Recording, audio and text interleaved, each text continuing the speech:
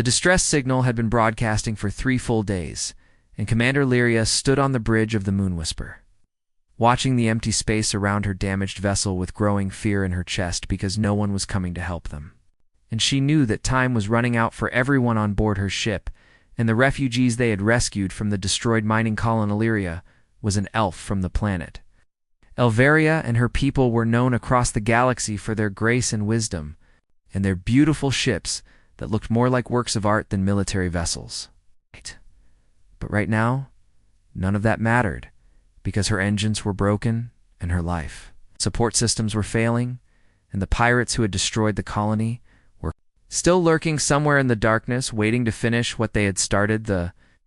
bridge was quiet except for the soft humming of the computers and the occasional beep from the sensor stations in Lyria. You could see her crew members working at their posts with worried expressions on their elegant faces because they all knew the situation was getting worse with each passing hour, and still no help had arrived, despite their constant calls for assistance. Her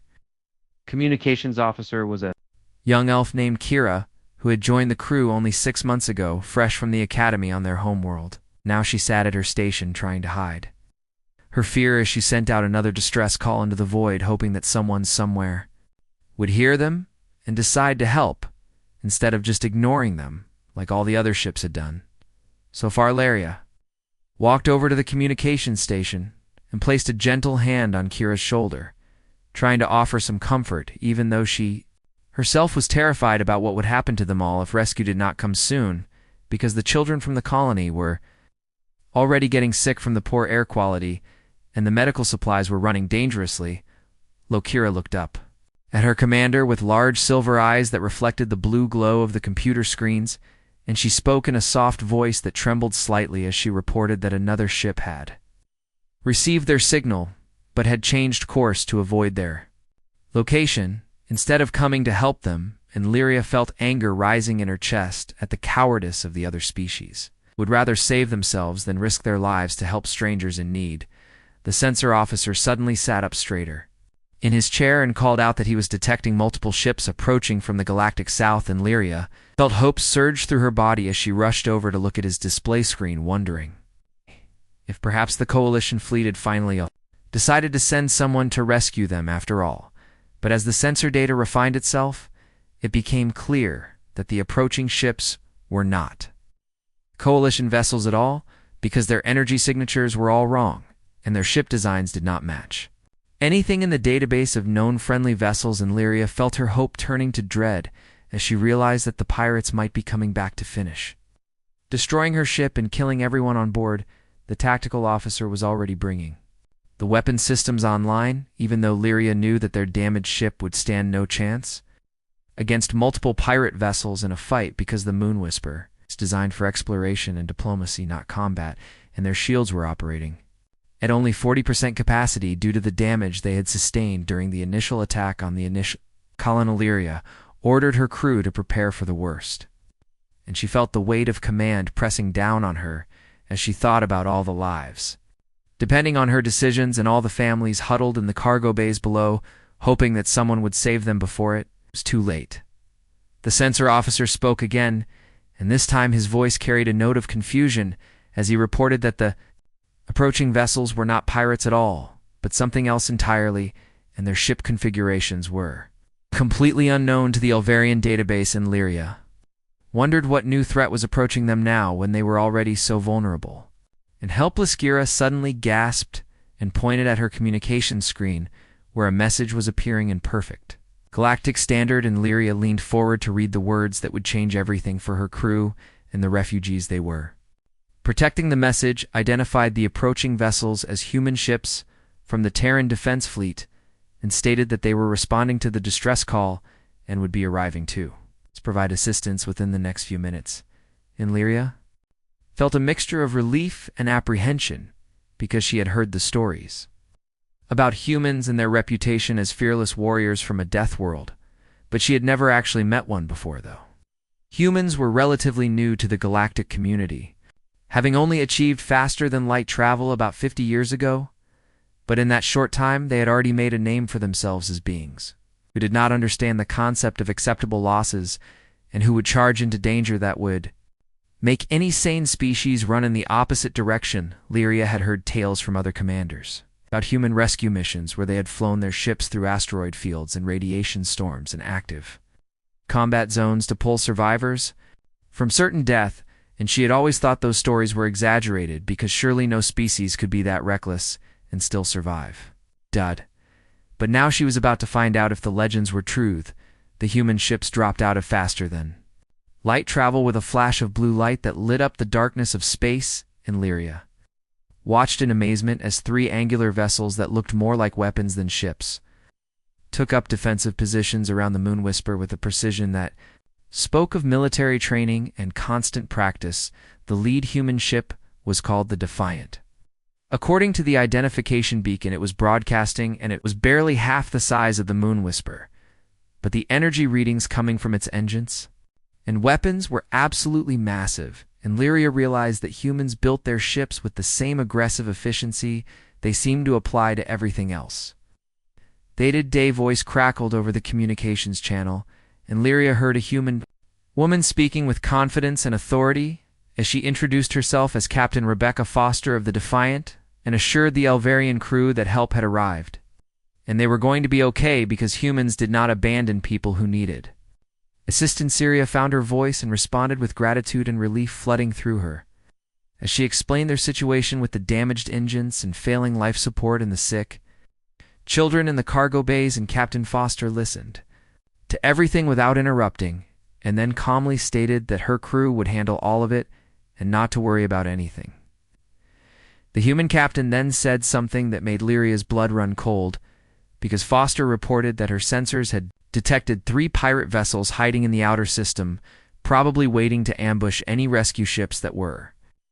foolish enough to respond to the distress call, and Lyria realized they had been in even more danger than she had thought. But Captain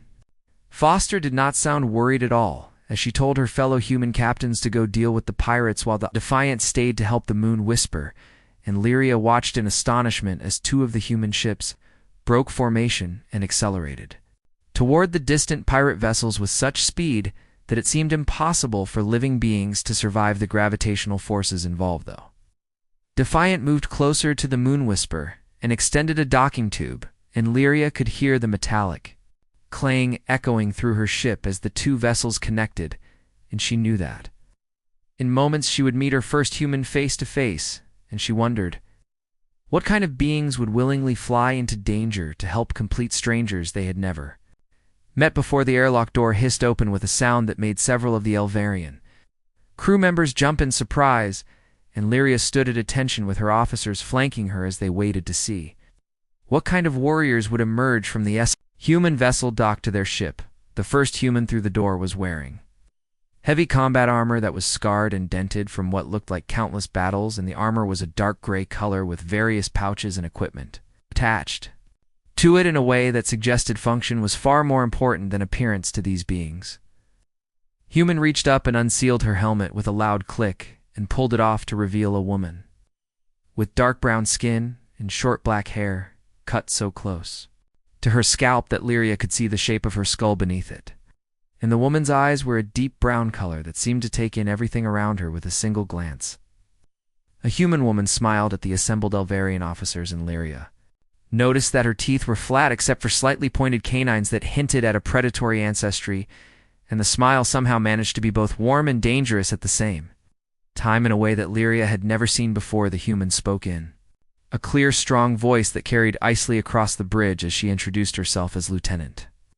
Amy Johnson of the Human Marine Corps, and said that she was here to help get their ship back in working order and take care of anyone who needed medical attention. Lyria responded with formal Elvarian greetings that included several flowery phrases about gratitude and honor. But Lieutenant Johnson just waved her hand dismissively and said they could skip all the fancy talk because there was work to do, and people who needed help, and they could exchange pleasantries later when everyone was safe. More humans came through the airlock, carrying equipment and tools and medical supplies, and Lyria was struck by how different they all looked from each other, because elves tended to have similar features and coloring, but the humans came in a bewildering variety of skin tones and hair colors and facial structures. One of the humans was a tall man with pale skin covered in freckles and bright red hair that stuck up in every direction, and another was a woman with golden brown skin and long black hair tied back in a practical braid, and yet another was a man with skin so dark it was almost purple in the blue light of the Elvarian.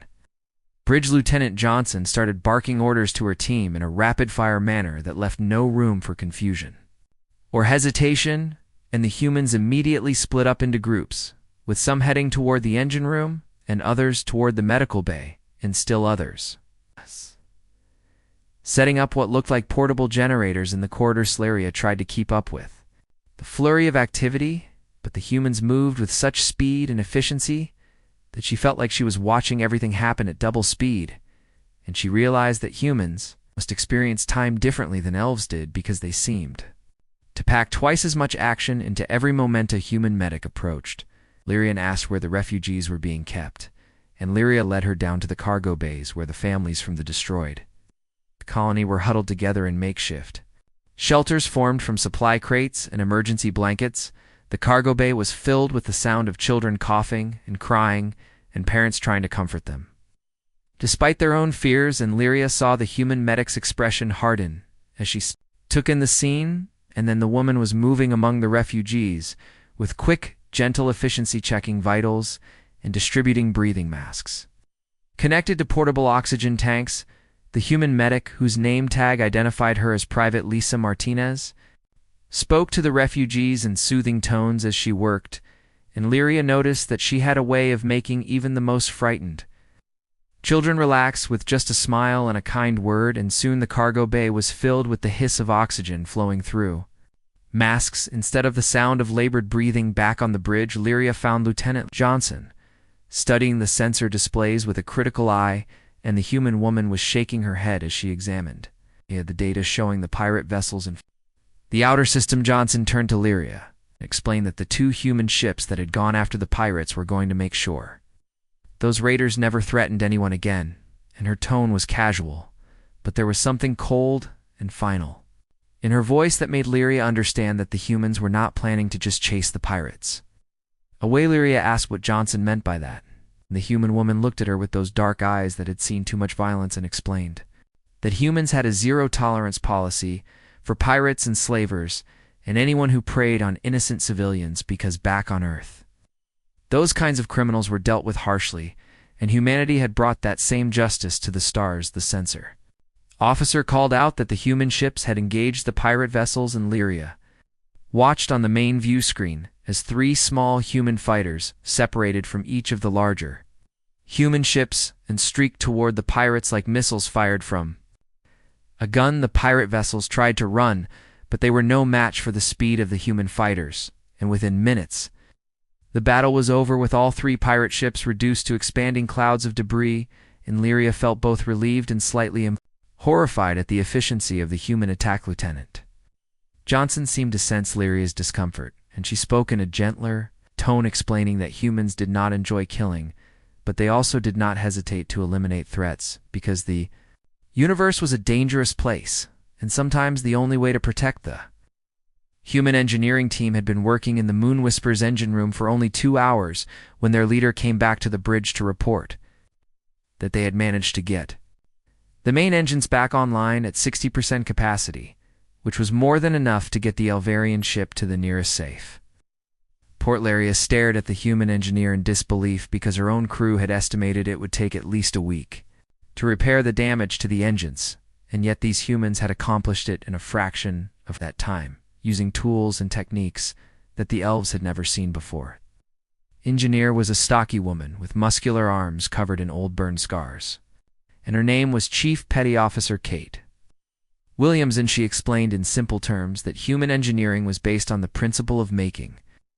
things work rather than making them perfect, and sometimes a quick, ugly repair was better than a slow, beautiful one. Kate showed Lyria a datapad with images of the repairs they had made, and the Elvarian commander could see that the humans had used a combination of welding and what looked like some kind of industrial adhesive to patch the cracked engine housings, and had bypassed several damaged control circuits by running new cables directly through the maintenance tunnels. The repairs looked rough and unfinished compared to the elegant Ilvarian engineering standards, but Kate assured Lyria that everything was solid and would hold up just fine for the journey to safety, and probably for several months after that. If they did not push the engines too hard, Lyria found herself impressed by the practical mindset of the humans, because elves would have insisted on doing everything properly and elegantly, even if it took much longer, and she realized that humans had learned to prioritize survival over beauty, which made sense for a species that had evolved on a deathworldly mutant. Johnson appeared at Lyria's side and reported that the medical team had stabilized all of the refugees, and the children were breathing normally again, thanks to the oxygen supplements and enhanced air filtration units that the humans had installed throughout the ship. Johnson also mentioned that her people had transferred over enough food and water supplies to last the Moon Whisper's expanded crew for at least 2 weeks, which was more than enough time to reach the Weeks Federation outpost at Kepler Station, where the refugees could be properly resettled. Lyria tried to express her gratitude, but Johnson just shrugged and said that humans took care of people who needed help because that was what decent beings did, and she seemed genuinely confused by the idea that anyone would think it was exceptional or praiseworthy behavior. The conversation was interrupted by a call from Captain Foster on the Defiant, who reported that her 2 sister ships had finished dealing with the pirates and were now sweeping the system for any other threats or survivors who might need assistance. Foster also mentioned that her crew had recovered the black boxes from the pirate ships, and the data showed that the raiders had been operating in this sector for almost 6 months, preying on civilian vessels and small colonies, and Lyria felt sick as she realized how many beings must have died because no one had been willing to come help them. Johnson's expression grew dark as she listened to the captain's report, and she muttered something under her breath about how the galaxy needed to grow a spine and stop letting criminals run wild just because decent people were too afraid or too comfortable to do anything about it. Lyria asked Johnson why humans were different and why they were willing to risk their lives for strangers when most other species would not, and the Marine lieutenant was quiet for a long moment before answering in a voice that carried the weight of long experience. Jansen explained that Earth was a brutal world where everything from the weather to the wildlife to the microscopic organisms tried to kill humans on a daily basis, and the only way humanity had survived was by working together and protecting each other, no matter what the cost. She said that humans had learned early in their evolution that a tribe that abandoned its weak members would eventually fall apart, because everyone was weak sometimes, and everyone needed help at some point, and the only way to ensure you would be helped when you needed it was to help others when they needed it. Johnson also mentioned that humans had nearly destroyed themselves in several global wars before they finally learned that cooperation was better than conflict, and they had taken those hard-won lessons with them when they reached the stars. Lieutenant's words made Lyria think about her own people and how Ilvarian society was built on principles of harmony and beauty and enlightenment, but those principles had not included risking themselves for others outside their own civilization, and she wondered if perhaps the elves had something to learn from these aggressive Death World warriors. Young human Marine approached Johnson and reported that they had finished installing the new shield generators, and the Moon Whisper's defensive systems were now operating at 90% capacity, which was actually better than they had been before. The pirate at Ecleria was amazed to learn that the humans had not just repaired her ship, but had actually improved it, and when she asked how that was possible, Kate Williams explained with a grin that human military equipment was designed to be compatible with most alien systems because humans never knew when they might need to help someone. The engineer added that human ships carried enormous amounts of spare parts and backup equipment because humans planned for every possible disaster and emergency, and they believed in being prepared for anything that might happen. Lyria was beginning to understand that human culture was built around the assumption that things would go wrong, and that a preparation and rapid response were more important than trying to prevent every possible problem, and this was very different from Ilvarian culture, which emphasized careful planning and avoiding. Lieutenant Johnson checked her wrist computer and announced that the repairs were complete and the Moon Whisper was ready to travel whenever Commander Lyria wanted to depart, and the human ships would escort them to Kepler Station to make sure they arrived safe. Lyria felt tears forming in her eyes as she realized that these humans had shown up out of nowhere and saved everyone on her ship without asking for anything in return and without hesitation or complaint, and she knew she would never forget this kindness. Small fleet of 4 ships moved through space with the Moon Whisper in the center and the 3 human vessels forming a protective triangle around. It and Lyria watched from her bridge as the human ships maintained perfect formation despite traveling at speeds that would have made most Elvarian pilots. Nervous Captain Foster had insisted on providing a full escort to Kepler Station, even though Lyria had protested that the humans had already done more than enough, and Foster had simply laughed and said that starting a job and not finishing it properly was not the human way of doing things. The journey would take 3 days at the speeds the damaged Moon Whisper could safely maintain, and the human ships could have made the trip in less than 1 day. They had been traveling alone,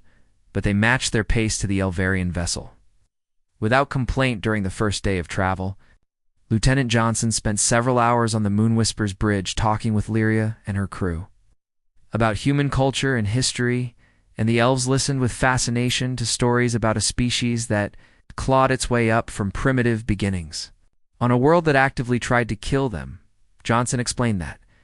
Earth had extreme weather patterns with massive storms and temperature swings that could kill unprepared humans in minutes, and the planet was filled with predators, ranging from tiny venomous insects to enormous carnivores that could bite a human in half. She described how early humans had no natural weapons or armor or speed and had survived only by being clever, in working together and using tools and fire, and eventually technology to overcome the disadvantages of their weak bodies. The Elvarian crew members were horrified by the descriptions of life on Earth, but Johnson just smiled and said that growing up on a death world had made humans tough and adaptable, and unwilling to give up even when the odds seemed impossible. Lyria asked if all human worlds were as dangerous as Earth, and Johnson shook her head, explaining that humans had colonized dozens of worlds, and most of them were actually quite pleasant. But humans born on those easier worlds still grew up hearing stories about Earth and learning the values that had allowed their species to survive. The lieutenant mentioned that every human child learned about the importance of helping others and standing up to bullies and protecting those who could not protect themselves, and these lessons were reinforced throughout human education and culture. Johnson pulled out a small device and showed the elves images of Earth with its blue oceans and green continents and white clouds, and Lyria thought it looked beautiful, but Johnson pointed out the massive hurricane systems and the volcanic mountain ranges and the vast deserts where nothing could survive without special equipment. The human Marine also showed images of various Earth animals, including something called a bear that was 3 times the size of a human and had claws as long as fingers and teeth designed for tearing meat, and Johnson mentioned casually that bears sometimes wandered into human settlements and had to be scared away. Another image showed a tiny, colorful frog that Johnson said was extremely poisonous and could kill a human with a single touch, and Lyria wondered what kind of insane world would produce such deadly beauty in such a small package. Johnson laughed at the expressions on the Elvarian faces and said that humans had learned to respect nature and work with it rather than trying to control it, and that perspective had served them well. When they reached space and encountered all the dangers of the galaxy on the second day of travel, Private Martinez invited some of the refugee children to visit the human ship, and Lyria accompanied them, along with several Elvarian parents who were nervous about letting their children go aboard a military vessel. The interior of the Defiant was nothing like the elegant curves of Elvarian ships, and instead featured straight corridors with exposed pipes and conduits and walls covered in warning labels and safety instructions in multiple languages. But Martinez led the children through the ship with enthusiasm, pointing out the various systems and explaining how everything worked in simple terms that even the youngest child could understand, and soon the children were asking excited questions about the human vessel. The human crew members they encountered were all friendly and patient with the children, and several of them pulled out small gifts like candy or toys that they said were traditional items from Earth, and the children accepted them with shy smiles. Martinez showed them the ship's medical bay, which was filled with equipment that could handle injuries and illnesses from dozens of different species, and she explained that human ships carried such extensive medical supplies because humans believed in being prepared to help anyone they might encounter one. The children asked Martinez if she was scared when she went into battle, and the Marine medic knelt down to the child's level and answered honestly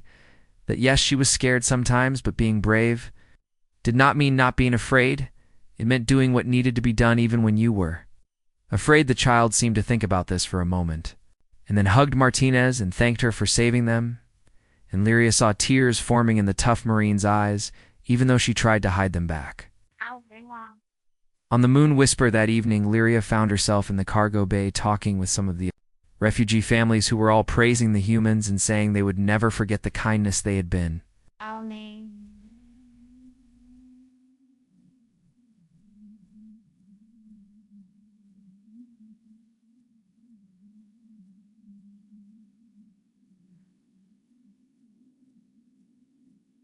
Shonen elderly elf named Darren, who had lost his home and most of his family in the pirate attack, told Lyria that he had always believed the galaxy was a cold, uncaring place where people only looked out for themselves,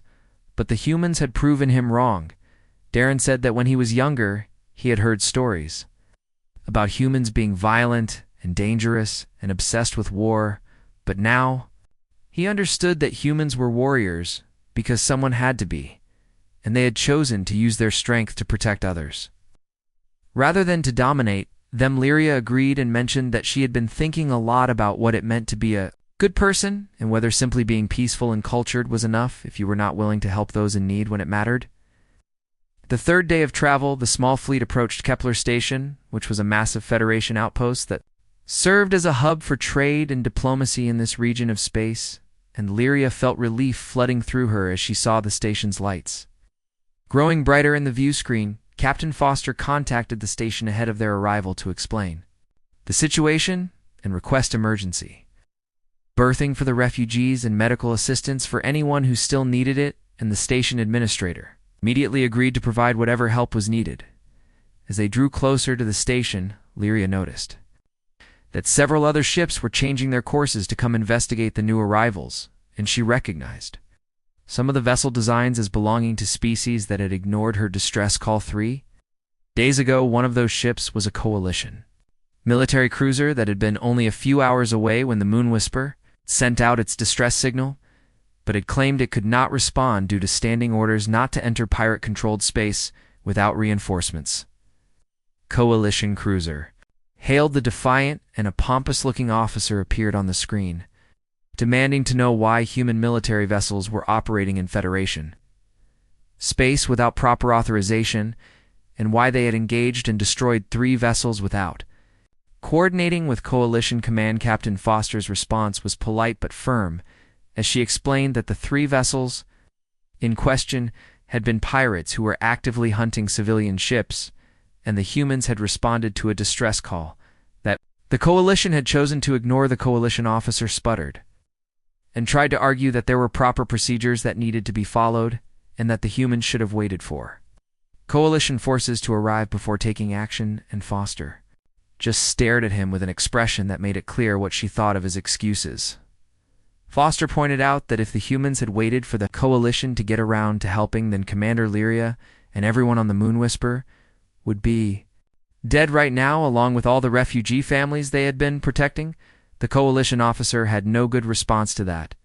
and he ended the communication abruptly with a red face, and Lyria heard Lieutenant Johnson laughing on the bridge of the Moon Whisper as she watched the exchange. Johnson commented that humans had very little patience for bureaucrats who valued procedures over lives, and that the Coalition military would probably file a formal complaint, but nothing would come of it because the humans had been right to act, and everyone knew it. The Moon Whisper docked at Kepler Station with the human ships, maintaining position nearby, and station personnel immediately began helping the refugees disembark and processing them for temporary housing, while permanent arrangements could be made. Lyria stood at the airlock watching the families leave her ship, and she felt enormous gratitude that they were all alive and safe, thanks to the intervention of the human warriors who had appeared when no one else would help. Station Administrator Vila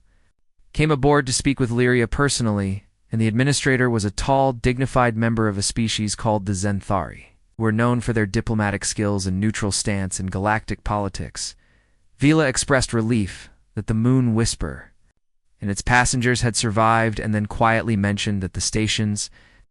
long-range sensors had detected the distress call 3 days ago, but the station's defense council had voted not to dispatch any rescue ships because the risk was deemed too high. Lyria felt anger rising in her chest, but before she could say anything, Bella continued speaking and admitted that the council had made a mistake and that seeing the humans risk their lives without hesitation to help complete strangers had made many station residents question their own values. The administrator said that there would be an inquiry into why so many ships and stations had ignored the distress call and whether the current policies that prioritize safety over rescue operations needed to be changed. Lyria thanked Vela for the honesty